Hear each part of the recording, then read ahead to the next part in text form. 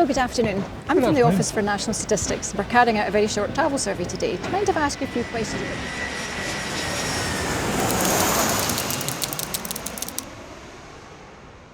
When I joined, it was only a temporary job. So I only joined for 18 months and I thought, well, then I'll move on to something else. That would be fine. And, I'm quite used to moving jobs, but I've just settled. So, yeah, here I am nearly 4 years down the line. I had retired from my previous role and was looking for a part-time job. I'd seen this job, and what attracted me to it was the interface with the public. I thought that would be quite interesting. I'm quite a practical person, so sitting at a desk preferably isn't for me. For me, the benefits of this work is the shifts that we do.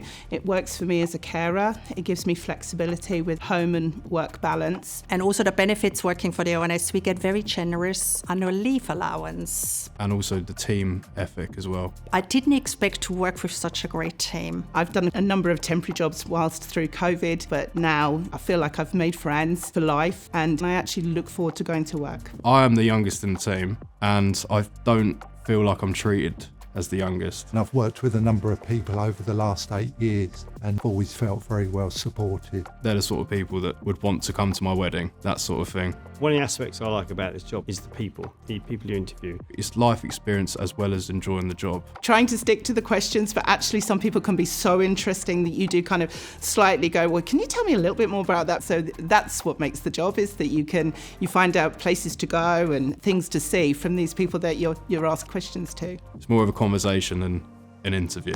And what nationality passport do you hold? So I hold a Spanish passport, yeah. When did you come back to the UK? How long are you away for? So we're going for 21 days. Coming back on the 5th? Yes. Yeah.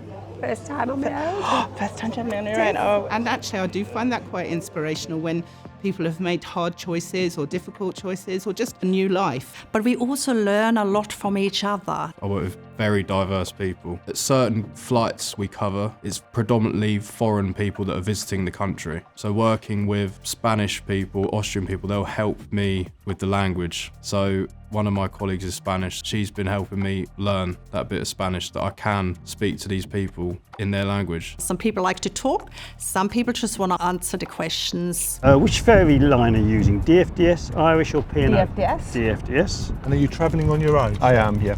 When I joined, I was given a week training in the classroom, and then once you go on site, you're then working and gaining experience with your more experienced colleague. Once you're past that stage, you're not chucked in at the deep end. We are here to help. And it's no stress, and that's a big one as well. The worst somebody can say to you, I don't want to talk to you. And if they get a bit, I don't want to do this, they'll say that straight away, so you're never drawn into any negativity, if you like. I'm not saying the job is easy, it can be challenging. The two main challenges is the weather and the times of the shift. We work very antisocial hours. You can be approaching people very early in the morning and very late at night. We walk a lot. We walk between 12 to 15,000 steps a day. Gatwick can be very busy. It could be 300 passengers in our gate area. Some gate areas can be very crowded, which is not in everybody's comfort zone. Working in Portsmouth, we work outside, so sometimes it's really hot during the summer, but equally it can be very cold and wet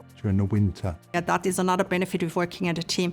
We motivate each other. I mean, at 5:40 in the morning, you might not have slept that well. You can always contact your manager if they're not on site, and you can always speak to them for advice. Also, always getting invites to technical drop-ins and other chats and stuff online. At the moment, I'm not really looking for progression. It's difficult as well because the people I'm with, it's hard to get out of that. It's like moving away from home, but there is opportunities. There's often jobs that are advertised all the time. It gives me an option to have a look and to progress either with an ONS or the civil service itself. So I do feel that those opportunities are there if I want them.